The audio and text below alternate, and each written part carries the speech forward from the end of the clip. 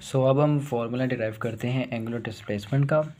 Angular displacement का formula derive करने से पहले हम लीनियर क्वांटिटीज़ और एंगुलर क्वांटिटीज़ के बारे में थोड़ा डिफरेंस जो है वो भी स्टडी कर लेते हैं, जिसमें लीनियर डिस्प्लेसमेंट जो होती है, लीनियर डिस्प्लेसमेंट इसको हम, जिसका सिंबल एस है, और सिमिलरली लीनियर वेलोसिटी जो होती है उसको हम वी से शो करते हैं। लीनियर एक्सेलरेशन जो होती है, एक्सेलरेशन, उसको हम ए से शो करते हैं। और एंगुलर डिस्प्लेसमेंट में हम एंगुलर क्वांटिटीज़ में हम एंगुलर डिस्प्लेसमेंट को हम as we know delta theta से शो करते हैं, जैसे कि हमने प्रीवियस लेक्चर्स में पढ़ा। एंगुलर वेलोसिटी जो है नेक्स्ट लेक्चर्स में पढ़ेंगे, और हम फर्स्ट ईयर में भी पढ़ चुके हैं कि एंगुलर वेलोसिटी को हम ओमेगा से शो करते हैं। और एंगुलर डिस्प्लेसमेंट भी एक्सेलरेशन भी हम पढ़ेंगे, उसको हम अल्फ़ा से शो करते हैं। ठीक, सबसे पहले जो हम अभी जो डिस्कस कर रहे हैं डिस्प्लेसमेंट के बारे में, लीनियर और एंगुलर डिस्प्लेसमेंट में, पहले एंगुलर डिस्प्लेसमेंट के लेक्चर्स में हमने, अगर एंगुलर डिस्प्लेसमेंट को समझना है, उसका फार्मूला जो अंडरस्टैंड करना है, तो हमारे पास लीनियर डिस्प्लेसमेंट का भी कॉन्सेप्ट होना चाहिए। तो अब हम देख लेते हैं कि रिलेशन क्या होता है एंगुलर और लीनियर डिस्प्लेसमेंट में। सो हम रिलेशन देखते हैं लीनियर और एंगुलर डिस्प्लेसमेंट का।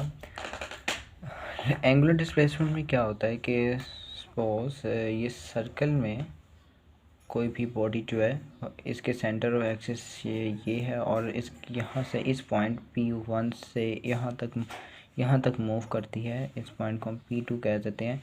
तो इसने यहाँ से P1 से P2 तक जितना मूव किया, इसका एंगुलर डिस्प्लेसमेंट जो हो, यानी कि इसने इस पॉइंट से इस तक मूव करके सर्कल पे जो एंगल बनाएगा वो हम कहते हैं डेल्टा थीटा, और इस एंगल को, डेल्टा थीटा को हम कहते हैं एंगुलर डिस्प्लेसमेंट। और साथ साथ इसने एंगुलर डिस्प्लेसमेंट कवर करने के साथ साथ इसने हमें लीनियर डिस्प्लेसमेंट भी कवर किया, क्योंकि यहाँ से यहाँ तक तो जितना मूव करने के दरमियान से जो एंगल बनाया था वो एंगुलर डिस्प्लेसमेंट हुआ, लेकिन यहाँ से यहाँ तक मूव करने के लिए इसने कुछ ना कुछ डिस्टेंस भी ट्रैवल किया, और डिस्टेंस को हम मीटर्स में मेजर करते हैं। और जो वो मीटर्स में जिसको मेजर करते हैं, तो जो लीनियर डिस्प्लेसमेंट यानी जो इसने डिस्टेंस कवर किया वो ये यहाँ से यहाँ तक, उसको हम लीनियर डिस्प्लेसमेंट कहेंगे। यानी कि एक बॉडी जब भी किसी सर्कल में मूव करती है तो उसका लीनियर डिस्प्लेसमेंट भी होता है और उसका एंगुलर डिस्प्लेसमेंट भी होता है।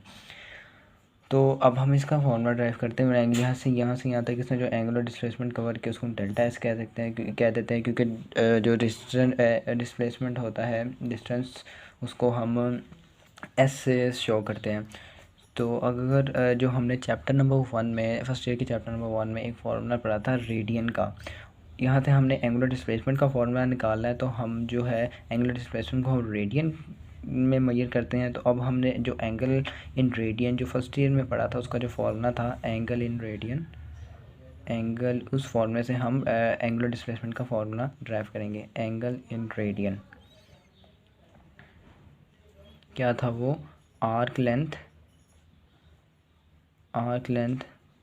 और रेडियस। ओके, अब इसकी आर्क लेंथ क्या है, ये जो इसने यहाँ पे इसने जो आर्क बनाई है उसके आर्क में जो इसने लेंथ कवर किया है, इसको हम आर्क लेंथ कहेंगे। यहाँ पे क्या है हमारे पास, डेल्टा एस। और इसका रेडियस यानी कि सेंटर से इस पॉइंट तक इसका जो रेडियस है वो आर है। ठीक है, और एंगल इन रेडियन, रेडियन का जो एंगल है वो है डेल्टा थीटा। ठीक है, ठीक, और ये इक्वेशन हमारे पास delta theta is equal to delta S over R. यहाँ आर डिवाइड हो रहा है, जाके मल्टीप्लाई होगा, तो ये delta S is equal to R delta theta. और इसको समटाइम्स हम डेल्टा हटाकर simply S is equal to R theta भी लिख लेते हैं।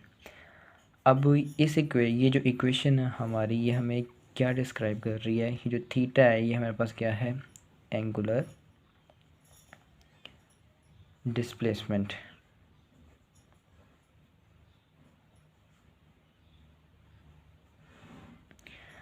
एस यहाँ पे क्या है, ये हमारे पास है लीनियर डिस्प्लेसमेंट, लीनियर डिस्प्लेसमेंट, यानी कि हमें बता रही है कि इस इक्वेशन में अगर एंगुलर डिस्प्लेसमेंट हमारे की वैल्यू हमारे पास हो तो हम लीनियर डिस्प्लेसमेंट फाइंड कर सकते हैं, और लीनियर डिस्प्लेसमेंट की वैल्यू हो तो हम एंगुलर डिस्प्लेसमेंट की वैल्यू फाइंड कर सकते हैं। लेकिन कंडीशन ये है कि हमारे पास हमें उस सर्कल का रेडियस पता होना चाहिए जिस सर्कल में हमारे पास बॉडी मूव कर रही है। इससे मज़ीद इसकी कोई और इसके सिंप्लीफिकेशन में जाते हैं। जो एंगुलर डिस्प्लेसमेंट होता है और एंगुलर लीनियर डिस्प्लेसमेंट होता है, इसकी डायरेक्शन किस तरफ होती है। एंगुलर डिस्प्लेसमेंट की डायरेक्शन हमने जैसे फाइंड किया कि राइट हैंड रूल की मदद से हम फाइंड करते हैं। अगर ये बॉडी इस डायरेक्शन में मूव कर रही है तो राइट हैंड रूल की मदद से हम ये अपने फिंगल इस तरह के जब कर्ल करते हैं, इसकी एक्सिस रोटेशन अपना राइट हैंड रखते हैं और अपने फिंगल्स को कर्ल करते हैं। जो फिंगल्स की जो कर्लिंग है वो मोशन बता रही होती है बॉडी की, और जो हमारा इरेक्ट थंब है वो अपवर्ड होता है, वो जो उसकी डायरेक्शन बता रहा होता है एंगुलर डिस्प्लेसमेंट की। तो एंगुलर डिस्प्लेसमेंट की जो डायरेक्शन है हम फाइंड करते हैं along right hand grip rule, इसको भी कहते हैं राइट हैंड ग्रिप रूल भी कहते हैं। और जो लीनियर डिस्प्लेसमेंट है, यहाँ पे एक लीनियर डिस्प्लेसमेंट तो कवर कर रही है। तो लीनियर डिस्प्लेसमेंट फॉर एग्जांपल हमारे पास ये हमने हैंड से एक धागे में स्टोन को बांध कर, मैं उसको, ये स्टोन है ठीक है, इसको हम बांध के इस तरह इसको घुमा रहे हैं हाथ से। अगर हम किसी पॉइंट पर इस स्टोन को यहाँ से इसकी जो धागा है काट देंगे, तो घूमता घूमता जिस पॉइंट से इसको काट देंगे तो ये उसी फॉर एग्जांपल ये इस तरह मूव कर रहा है। इसको मैंने यहाँ से काट दिया तो ये यहाँ से इसकी इधर से इसकी टेंजेंट के डायरेक्शन में चला जाएगा। तो ये जो लीनियर डिस्प्लेसमेंट है उसकी जो डायरेक्शन होती है वो टेंजेंट की डायरेक्शन में होती है। अगर वो सर्कल में मूव कर रही है तो यहाँ से अगर ये बॉडी जैसा ये है ये मूव कर रही है, अगर इसके हम लीनियर डिस्प्लेसमेंट देखें तो लीनियर डिस्प्लेसमेंट इसकी ये अलोंग ये टेंजेंट की डायरेक्शन में होगी। ठीक है, सो लीनियर डिस्प्लेसमेंट डायरेक्शन क्या होती है, अलोंग टेंजेंट। अच्छा, एक और चीज़, अगर हमारे पास एक यूनिट सर्कल है, इसको हम कहते हैं यूनिट सर्कल की क्या खास होती है, जिसका रेडियस जो होता है 1 होता है। अब जो अगर हम अपने इस केस में यूनिट सर्कल की बात करें, यहाँ पे अगर ये मेरे पास यूनिट सर्कल है, यहाँ पे है इस पॉइंट पे P1 से P2 तक इसने मूव किया, तो इसका फॉर एग्ज़ाम्पल इसने 1 मीटर लीनियर डिस्प्लेसमेंट कवर किया है। तो जिसने जितना लीनियर डिस्प्लेसमेंट कवर किया होगा इसने एंगुलर डिस्प्लेसमेंट भी उतना ही कवर किया होगा। तो 1 मीटर अगर इसने लीनियर डिस्प्लेसमेंट कवर किया है तो इसका एंगल भी 1 रेडियन बनेगा। अगर इसने 2 मीटर लीनियर डिस्प्लेसमेंट कवर किया तो इसका एंगल भी 2 रेडियन बनेगा। तो एज अ यूनिट सर्कल हम एंगुलर डिस्प्लेसमेंट और लीनियर डिस्प्लेसमेंट में देखते हैं कि जितना एंगुलर डिस्प्लेसमेंट कवर होता है उतना लीनियर डिस्प्लेसमेंट कवर होता है। तो यानी कि यहाँ पर S = r थीटा आएगा। तो अगर इसको हम इक्वेशन से सॉल्व करें तो रेडियस क्या हमारे पास 1 है, तो इधर S = थीटा आ जाएगा, यानी कि जितना लीनियर डिस्प्लेसमेंट उतना ही एंगुलर डिस्प्लेसमेंट। और ये जो इक्वेशन है हमारे पास ये तब वैलिड होती है जब हमारे पास जो थीटा है ये रेडियंस में गिवन हो। अगर ये रेडियन में ना हो, किसी दूसरे एंगल के यूनिट में गिवन हो, यानी कि डिग्रीज में हो या रेवोल्यूशन में हो, तब हमारे पास जो है मेजरमेंट्स जो है करेक्ट नहीं आएंगे। तो हमें थीटा जो होता है वो रेडियंस में ही लेना होता है कैलकुलेशंस के दौरान।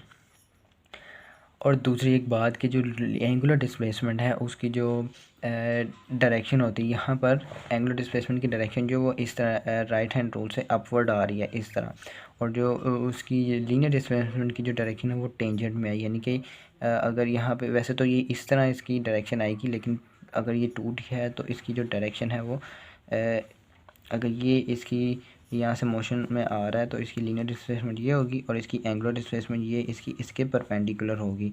तो लीनियर डिस्प्लेसमेंट की और एंगुलर डिस्प्लेसमेंट की जो डायरेक्शन है वो आपस में परपेंडिकुलर होती है। तो ये सब था एंगुलर डिस्प्लेसमेंट के बारे में। आप अपकमिंग अपने लेक्चर्स में हम एंगुलर वेलोसिटी और एंगुलर एक्सेलरेशन के बारे में डिस्कस करेंगे। तो आपसे मुलाकात होगी अब एक नेक्स्ट लेक्चर में, तब तक के लिए अल्लाह हाफ़िज़।